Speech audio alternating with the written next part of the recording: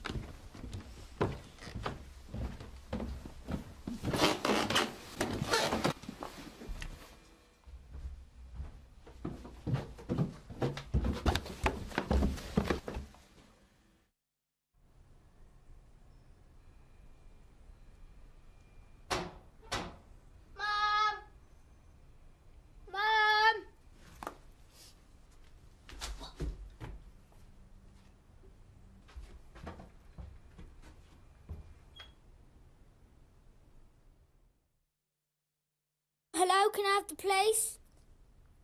16 Gilby Cottages. Gilby Cottages. It's Elsenham. My mummy's dead. Someone's killed her and the door's knocked down. It's my mum. Please send the police. Julie Foster had been beaten to death as she slept. It seems that murder was the only motive. She was such an outgoing, she was a people's person. She just loved life. She worked so hard and all for her boys. She absolutely idolised her boys. Julie was separated and one of her sons lived with his father, but she saw him regularly as she built a new life. Did Julie tell anyone she was worried, either at home or perhaps in Wolverhampton, where she came from, in which she visited just before she died?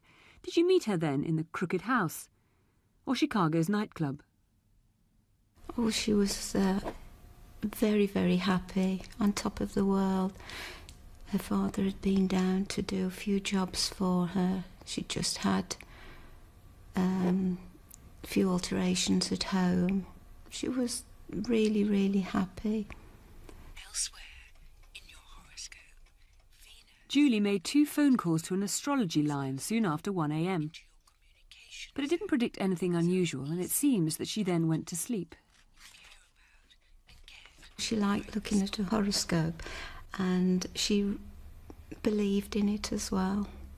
She used to say, "Ooh, that's come true," and "Ooh, that's come true," you know, but I used to love it. There are several things you can maybe help with, mostly by elimination. First, a man who was seen several times in Elsenham the week before the murder, casually dressed and always on the phone. Then a red transit, either on Monday the 9th or Tuesday the 10th of July, on the Stansted Road where Julie lived at 3 a.m.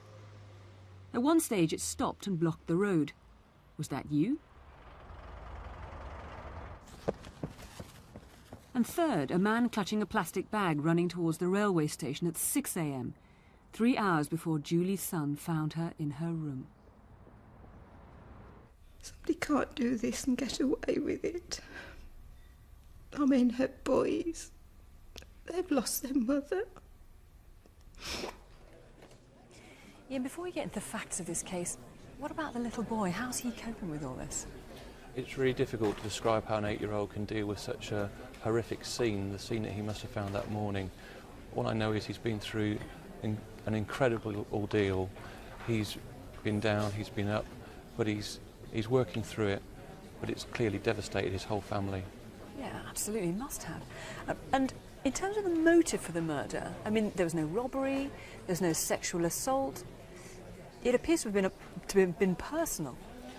Fiona, this was no random killing. It's my view that this was a cold, calculated, sustained attack, and the person that perpetrated this horrendous crime intended to kill Julie Foster. Because he may well have known her, in fact. I know you've talked to a lot of people in Essex, but you also want to hear from people in Wolverhampton. That's right. We've heard a lot of people in Essex that she was a popular person, but she came from the Wolverhampton area. She went to school there, and she used to return regularly to socialise with friends and family who still live in the Wolverhampton area. We know that on the weekend before her death, that's the 6th, 7th and 8th of July, that she'd returned to Wolverhampton and was socialising in the areas that you've seen. So we would ask anybody from Wolverhampton who saw her that weekend or spoke to her to ring in tonight. And it may be possible that the murderer has spoken to people, or his behaviour may have changed. I mean, just imagine if his girlfriend, say he's got a girlfriend, if his girlfriend is watching this tonight and realises what he could have been up to. I wouldn't want to be that person's girlfriend. I mean, it may be that someone is holding something back out of a misplaced sense of loyalty, perhaps. Oh, absolutely. I would ask anybody just to search their consciences for the absolute devastation this has caused. Is that person that you're with, that loved one, that partner, have they changed since the 10th of July? Is there something different? Please, just search and ring in tonight. Just anything that occurs to you. Absolutely. Look, it was July the 10th. It was in the small hours. Look in your diary. Remind yourself, what were you doing that day? You may remember something that could be useful to the police. Call 0500 600 600 or 01279 64 11 88.